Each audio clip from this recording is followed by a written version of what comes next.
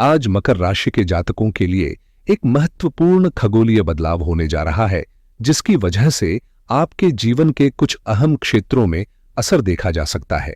छाया ग्रह राहु, जो अब तक पूर्वा भाद्रपद नक्षत्र में गोचर करते हुए तीसरे भाव में थे, वे 18 मई की शाम 7:29 पर इसी नक्षत्र के तीसरे चरण में प्रवेश करते हुए आपकी जन्म कुंडली के अनुसार दूसरे भाव में स्थापित हो जाएंगे। यह स्थान आपके धन, वाणी और पारिवारिक संबंधों से जुड़ा होता है। ऐसे में राहु का यहां आना कुछ भ्रम, आकस्मिक लाभ या वाणी में तीखापन ला सकता है। दूसरी ओर केतु पहले से ही आपके नवम भाव में विराजमान है, जो कि भाग्य, धर्म और यात्राओं से जुड़ा होता है। इस प्रकार तीसरे और नवम भाव की यह एक्सिस एक बार फिर सक्रिय हो गई है, जिससे यह समय आपके लिए नई सोच, अनुभवों और निर्णयों की ओर इशारा करता है। यह ग्रह स्थिति आपको आत्मनिरीक्षण का अवसर देती है। आप किस दिशा में प्रयास कर रहे हैं और क्या वह वाकई आपके दीर्घकालिक लक्ष्यों से मेल खाती है। ऐसे में यह गोचर सिर्फ एक खगोलीय घटना नहीं, बल्कि आत्मविकास की एक नई राह खोल सकता है। मकर राशि वालों के लिए यह समय एक नई चेतावनी और समझ का है, क्योंकि तीसरे और नवम भाव की जो राहु केतु की एक्सिस बन रही है, वह आपके जीवन में पहले से चली आ रही चुनौतियों की जड़ को उजागर कर रही है। बहुत से लोग अब तक क्षण की 7.5 को ही हर रुकावट का कारण मानते रहे हैं, लेकिन सच्चाई यह है कि आपके तीसरे भाव में बैठे राहु ने भी कम उलझने नहीं पैदा की थीं, चाहे वो निर्णय लेने में भ्रम रहा हो या प्रयासों का गलत दिशा में लगना। अब जब राहु दूसरे भाव में प्रवेश कर रहे हैं और केतु अष्टम भाव में जा रहे हैं, तो यह बदलाव एक गहरी कसौटी जैसा है। दूसरे भाव का संबंध आपकी वाणी, परिवार और आर्थिक स्थिति से होता है, वहीं अष्टम भाव अप्रत्याशित घटनाओं, जोखिम और छुपे हुए सचों से जुड़ा है। ऐसे में पैसों से जुड़े धोखे, रिश्तों में अविश्वास या भावनात्मक उतार चढ़ाव जैसी स्थितियां सामने आ सकती हैं। यह समय आपको मानसिक रूप से सतर्क और भावनात्मक रूप से संतुलित रहने का इशारा कर रहा है। राहु केतु की यह चाल एक तरह से आपके जीवन के छिपे हुए अध्यायों को खोलने जा रही है, इसलिए खुद पर विश्वास रखिए और सतर्कता के साथ आगे बढ़िए। जब केतु अष्टम भाव में होता है, तो जीवन में ऐसी चुनौतियां खड़ी कर देता है जो कभी कभी मृत्यु तुल्य पीड़ा जैसी लगती है, चाहे वो पुरानी बीमारी हो, मानसिक अशांति हो या आर्थिक धोखे। हालात ऐसे बन जाते हैं कि जैसे जेब में रखा पैसा भी किसी रहस्यमयी तरीके से निकल जाए और दूसरों से आर्थिक सहयोग की उम्मीद करना भी व्यर्थ लगे। लेकिन मकर राशि के जातकों के लिए राहत की बात यह है कि इस कठिन दौर में ग्रहों की चाल एक अहम मोड़ लेने जा रही है। देवगुरु बृहस्पति की स्थिति अब ऐसी जगह पर पहुंच चुकी है जहां से वे राहु और केतु के अशुभ प्रभावों की दिशा को ही मोड़ने वाले हैं। उनकी सकारात्मक ऊर्जा इन छाया ग्रहों की नकारात्मकता पर नियंत्रण स्थापित करेगी, जिससे आपका भाग्य एक नई रफ्तार पकड़ सकता है। अचानक से ऐसा बदलाव महसूस होगा जैसे अंधकार में रोशनी की किरण प्रवेश कर रही हो। जहां पहले पीड़ा थी, वहां अब समाधान नजर आएगा। इस ग्रह स्थिति का असर न केवल आपके स्वास्थ्य पर, बल्कि आर्थिक और पारिवारिक जीवन पर भी गहराई से पड़ेगा और ये संकेत दे रहा है कि अब समय है नई उम्मीदों और बेहतर परिणामों का। मैं एक बार फिर आपको यह स्पष्ट करना चाहता हूं कि अब तक आपने अपने जीवन की सारी परेशानियों का ठीकरा क्षणिकी 7.5 पर फोड़ा, लेकिन असल में जो गहरी उथल पुथल थी, उसका असली सूत्रधार राहु था। और अब वह ग्रह 18 मई की शाम 7:29 के बाद अपनी स्थिति बदलने जा रहा है। इस परिवर्तन के साथ ही आपके जीवन में एक ऐसा मोड़ आने वाला है जिसे यू टर्न कहना भी कम होगा, जैसे किसी लंबे अंधेरे सुरंग के बाद अचानक उजाले की शुरुआत हो रही हो। यह एक नई दिशा का संकेत है, एक ऐसा आरंभ जहां पुराने बोझ उतरते हैं और नई संभावनाओं का द्वार खुलता है। राहु की चाल में यह बदलाव सिर्फ खगोलीय नहीं, बल्कि आपके भाग्य का एक निर्णायक मोड़ साबित हो सकता है। इस विषय पर मैं विस्तार से वीडियो में चर्चा करूंगा, तो वीडियो को अंत तक जरूर देखें। और अगर आप इस चैनल पर नए हैं, तो आपसे विनम्र अनुरोध है कि सब्सक्राइब करें और उस घंटी वाले आइकन को दबाना न भूलें, ताकि आपको आगे आने वाले सभी महत्वपूर्ण अपडेट्स समय पर मिलते रहें। घंटी के आइकन को जरूर दबाएं ताकि मेरी हर नई वीडियो की जानकारी सबसे पहले आपको मिल सके। अब आइए बात करते हैं उस महत्वपूर्ण ग्रह स्थिति की जो मकर राशि के जातकों के लिए खास है। राहु अब आपके दूसरे भाव में प्रवेश कर चुके हैं और ठीक इसी समय देवगुरु बृहस्पति छठे भाव से मिथुन राशि से राहु पर सीधी दृष्टि डाल रहे हैं। यह संयोजन एक बेहद असरदार त्रिकोण बना रहा है जिसे अर्थ त्रिकोण कहा जाता है। दूसरा, छठा और 10वां भाव, ये तीनों भाव धन, करियर, सेवाएं और जीवन के संसाधनों से जुड़े होते हैं। और संसाधन का मतलब सिर्फ पैसा नहीं, बल्कि वे सारी चीजें जो आपको अपने जीवन को स्थिर, समृद्ध और आगे बढ़ाने में मदद करती हैं। जैसे खाना बनाने के लिए आटा, चावल, दाल की जरूरत होती है, वैसे ही सफलता के लिए समय पर मौके, सही लोग और मानसिक स्पष्टता जरूरी होती है। इस समय ग्रहों की ये स्थिति आपको ऐसे ही जरूरी साधन मुहैया कराने वाली है जिससे आप न सिर्फ अपनी आर्थिक स्थिति को सुधार पाएंगे, बल्कि जीवन में एक मजबूत नींव भी रख सकेंगे। उसी तरह जैसे खाना पकाने के लिए केवल अनाज नहीं, बल्कि आग भी जरूरी होती है, ठीक वैसे ही जीवन में तरक्की के लिए सिर्फ पैसा नहीं, बल्कि अनुकूल परिस्थितियां भी उतनी ही अहम होती हैं। और यही सब मिलकर संसाधन कहलाते हैं। ये संसाधन अब आपके जीवन में हर मोड़ पर दिखाई देंगे, चाहे वो नौकरी की तलाश हो, मकान खरीदना हो, जमीन जायदाद से जुड़ा कोई मामला हो या फिर कोई नया प्रोजेक्ट शुरू करना हो। जब मैं बार बार संसाधन या रिसोर्सेज शब्द का जिक्र करता हूं, तो इसका मतलब सिर्फ भौतिक चीजें नहीं, बल्कि वह माहौल और अवसर भी हैं जो आपके काम को गति देने वाले हैं। उदाहरण के लिए, अगर आप नौकरी में असंतुष्ट हैं, तबादला अटका हुआ है या कार्यस्थल की स्थिति मन के अनुकूल नहीं है, तो अब ग्रहों की चाल ऐसी स्थितियां बनाएगी जो आपके पक्ष में काम करना शुरू करेंगी। ये बदलाव आपको नई दिशा की ओर ले जाएंगे, जहां आपके प्रयास रंग लाने लगेंगे और लंबे समय से रुके हुए कार्य भी गति पकड़ेंगे। अगर आप अपने करियर या जीवन के किसी अहम हिस्से में बदलाव लाना चाहते हैं, तो ये समय किसी वरदान से कम नहीं है। छठे भाव में देवगुरु बृहस्पति की उपस्थिति और उस पर राहु की दृष्टि इस बात का संकेत है कि अब आपके कार्यक्षेत्र में बड़ा मोड़ आ सकता है, चाहे वह नौकरी बदलने का हो, प्रमोशन का हो या फिर नई जिम्मेदारी उठाने का। इस वक्त आपके पास जरूरी संसाधन, अवसर और सहयोग की पूरी व्यवस्था मौजूद है और यही राहु की भूमिका बनती है। वो परिस्थितियां जो पहले रुकावट लगती थीं, अब रास्ता बनाती दिखेंगी। हालांकि इससे पहले जब राहु तीसरे भाव में और केतु नवम भाव में थे, तब स्थिति एकदम उलझी हुई थी। कर्म और भाग्य जैसे बांध कर रखे गए थे। न तो संतान से जुड़ी इच्छाएं पूरी हो पा रही थीं, न ही मन को शांति मिल रही थी और नौकरी या व्यवसाय में कोई ठोस प्रगति नहीं हो रही थी। उस समय जैसे समय थमा हुआ लग रहा था, लेकिन अब ग्रहों की चाल ने एक नया अध्याय खोल दिया है, जहां से चीजें तेजी से आगे बढ़ने की संभावना रखती हैं। जब जीवन के हर पहलू में ठहराव आ जाए, तो ऐसा लगता है मानो किस्मत ने हाथ थामने से इनकार कर दिया हो। और मकर राशि के जातकों के लिए पिछला समय कुछ ऐसा ही था। न व्यापार में कोई उन्नति दिखी, न घर में संतान से जुड़ी कोई सुखद सूचना मिली और न ही जीवन के वो छोटे छोटे चयन के पल जो आत्मा को राहत देते हैं। जैसे सब कुछ एक एक कर हाथ से फिसलता चला गया हो। रिश्तों की बात करें तो हालात ने उन्हें भी नहीं बख्शा। पति पत्नी के बीच दूरियां बढ़ीं, प्रेम संबंधों में दरारें आईं और अगर आपने भीतर से खुद को आध्यात्मिक रूप से मजबूत करने की कोशिश की भी हो, तो परिस्थितियां मानो दीवार बनकर खड़ी हो गईं। तीसरे भाव में राहु की उपस्थिति ने आपको बिना रुके मेहनत करने पर मजबूर कर दिया।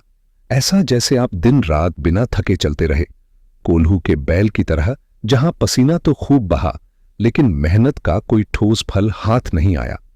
यह एक ऐसा दौर था जहां काम तो बहुत हुआ, लेकिन संतोष, परिणाम और प्रशंसा सब दूर दूर तक नजर नहीं आए। आपने जितनी मेहनत की, जितनी लगन से काम किया, जितना टैलेंट दिखाया, उसे पहचानने वाला कोई नहीं मिला, न ही वो मान सम्मान जिसकी आप असल में हकदार थे। लेकिन घबराइए मत, क्योंकि अब वक्त करवट लेने वाला है। जैसे ही बृहस्पति की दृष्टि राहु पर पड़ेगी, दूसरे से लेकर 10वें भाव तक जो ग्रहों की चाल सक्रिय होगी, वह आपके जीवन में नई ऊर्जा और मधुरता लेकर आएगी। खासकर जब राहु और बृहस्पति की सम्मिलित दृष्टि आपके करियर और धन से जुड़े क्षेत्रों पर पड़ेगी, तब आपको एहसास होगा कि आपकी पुरानी मेहनत अब खाली नहीं जाएगी। तीसरे भाव में जो आपने परिश्रम की नींव रखी थी, उसका प्रतिफल अब धन, संसाधन और वित्तीय स्थिरता के रूप में सामने आने वाला है। यही नहीं, ये ग्रह दशम भाव की ओर भी संकेत कर रहे हैं, जो कि आपकी प्रोफेशनल पहचान, सामाजिक प्रतिष्ठा और करियर में ऊंचाइयों का प्रतीक है। और अब यहां से आपके पुरुषार्थ को वह मंच मिलने जा रहा है जिसकी आपको लंबे समय से तलाश थी। मैं अक्सर अपने वीडियो में इस बात पर जोर देता हूं कि दशम भाव यानी कर्म स्थान जीवन में ऊंचाई का प्रतीक होता है। जहां सूर्य जब विराजमान होते हैं तो उन्हें दिग्बल प्राप्त होता है, यानी पूर्ण शक्ति और तेज से वो प्रकाशित होते हैं जैसे दिन का वह पहर जब सूर्य अपने चरम पर होता है। यही वह स्थान है जो व्यक्ति को समाज में पहचान देता है, प्रतिष्ठा देता है और दूसरों पर सकारात्मक प्रभाव डालने की क्षमता भी देता है। अब वही ऊर्जा आपकी कुंडली में सक्रिय हो रही है। जिन प्रयासों को आपने तीसरे भाव में चुपचाप बिना थके किया था, उनका परिणाम अब स्पष्ट रूप से देखने को मिलेगा। चाहे नौकरी में पदोन्नति हो, व्यवसाय में विस्तार या फिर समाज में आपकी छवि का निखरना हो, आप अपने क्षेत्र में एक मजबूत और विश्वसनीय नाम के रूप में उभरते नजर आएंगे।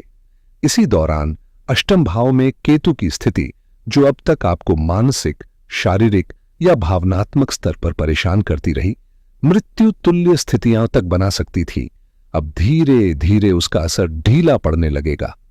संघर्ष की वह अंधेरी गली अब रोशनी की ओर मुड़ने वाली है और आपकी मेहनत को अब वो सम्मान मिलने वाला है जिसका इंतजार आपने बहुत धैर्य से किया था। अब जब हम केतु की बात करते हैं तो हमें उसके साथ जुड़े कुछ महत्वपूर्ण पहलुओं को समझना जरूरी है। केतु को शिखी, ध्वजा और फ्लैग कहा जाता है और इन शब्दों का गहरा अर्थ है। ध्वजा यानी ध्वज, जिसका संबंध विजय और सफलता से है। जैसे पुराने समय में जब राजा या साम्राज्य के शासक अपनी जीत और जीत के बाद किसी क्षेत्र पर कब्जा करते थे तो वहां पर ध्वजा फहराई जाती थी। वह ध्वज उस क्षेत्र की विजय का प्रतीक बनता था। ठीक वैसे ही केतु अब आपके जीवन में अष्टम भाव में अपनी उपस्थिति से एक तरह का ध्वज फहराने जा रहा है। इसका मतलब यह है कि जो भी कठिनाइयां और कष्ट आपके जीवन में थे, वे अब खत्म होने वाले हैं और आपको वह विजय प्राप्त होगी जो पहले दूर लगती थी। अष्टम स्थान का यह ध्वज अब आपको जीवन की चुनौतियों से जीतने का संकेत दे रहा है। एक नई दिशा की ओर कदम बढ़ाने का समय आ गया है। यदि हम इसे आध्यात्मिक दृष्टिकोण से देखें तो अष्टम स्थान में स्थित केतु और ध्वज का मतलब एक महत्वपूर्ण संकेत है। जो लोग आध्यात्मिक उन्नति की दिशा में काम कर रहे हैं, जैसे गुरु जागरण या मेटाफिजिकल साइंसेस में गहरी रुचि रखते हैं, उनके लिए यह समय एक जबरदस्त बढ़ोतरी का है। यह ध्वज एक प्रतीक की तरह आपकी आध्यात्मिक यात्रा में नई ऊंचाइयों को छूने का संकेत देता है, जहां आप खुद को पहले से कहीं अधिक उन्नत और सशक्त महसूस करेंगे। वहीं अगर हम भौतिक जगत की बात करें तो अष्टम स्थान में राहु का प्रभाव आपको गुप्त या असामान्य तरीकों से धन प्राप्त करने के अवसर प्रदान करता है। यह समय रिसर्च, अध्ययन और नए विचारों को आगे बढ़ाने का है, चाहे वह pharmaceuticals, biomedical technology, IT field या फिर एआई टूल्स पर आधारित कोई शोध हो। अष्टम भाव में राहु की उपस्थिति इन सभी क्षेत्रों में सफलता और प्रसिद्धि की राह खोलने वाली है।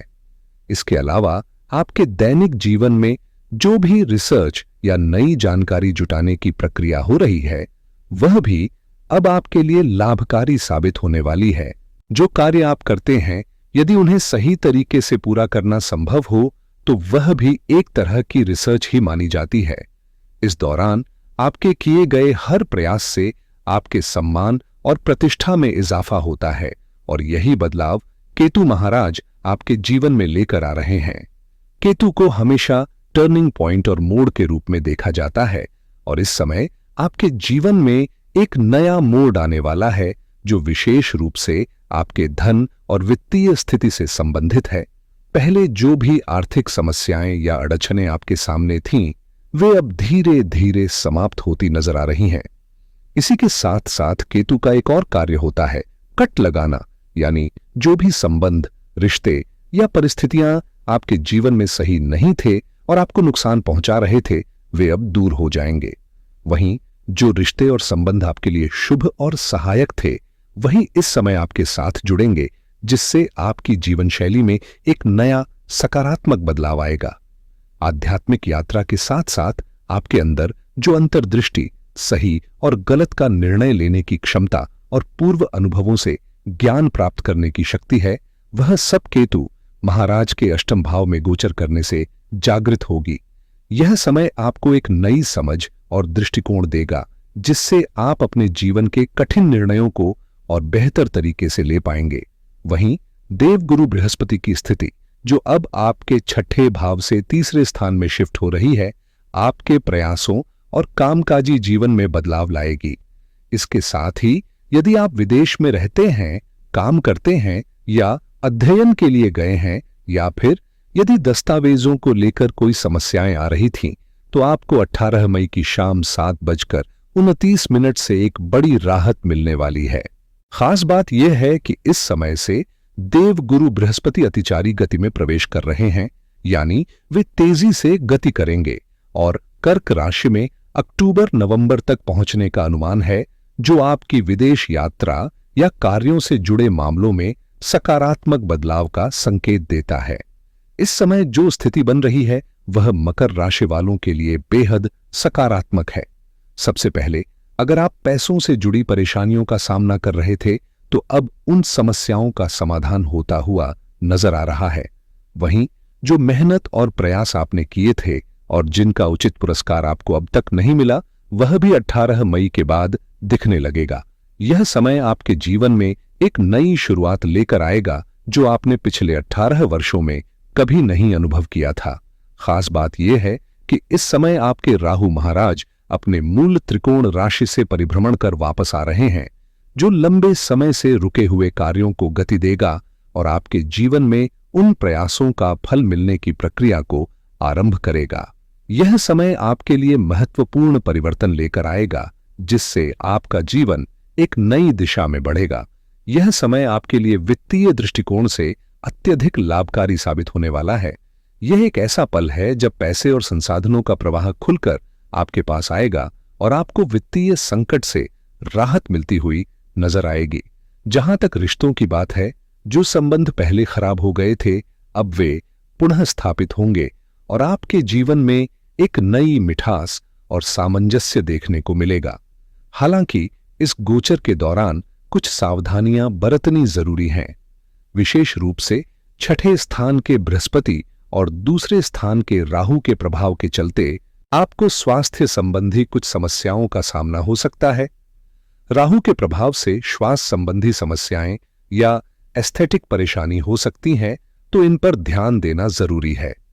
वहीं बृहस्पति के छठे स्थान में होने के कारण लीवर और जॉन्डिस जैसी समस्याएं उत्पन्न हो सकती हैं। इसके अलावा शरीर में चर्बी का बढ़ना भी एक चुनौती हो सकता है, इसलिए स्वास्थ्य के प्रति सजग रहना महत्वपूर्ण रहेगा। यह समय आपके दिनचर्या और नित्य कार्यों के लिए अत्यधिक शुभ है। छठे स्थान के प्रभाव से जब आप अपनी दिनचर्या को धार्मिक भावना और आस्था के साथ अपनाएंगे, तो इसका परिणाम बेहद सकारात्मक होगा। चाहे वह आपकी एक्सरसाइज हो, आपके दैनिक कार्य हो या फिर कोई अन्य रूटीन, यदि आप इसे श्रद्धा और विश्वास के साथ करेंगे, तो बृहस्पति के आशीर्वाद से आपको शानदार परिणाम मिलेंगे। इसके साथ ही राहु और केतु के द्वारा उत्पन्न होने वाली नकारात्मकता अब खत्म हो जाएगी। यह गोचर महिलाओं और छात्रों के लिए विशेष रूप से लाभकारी होगा और उनके लिए खुशखबरी लेकर आएगा। अंत में, जो लोग मेरे चैनल पर नए हैं, कृपया चैनल को सब्सक्राइब करें। धन्यवाद।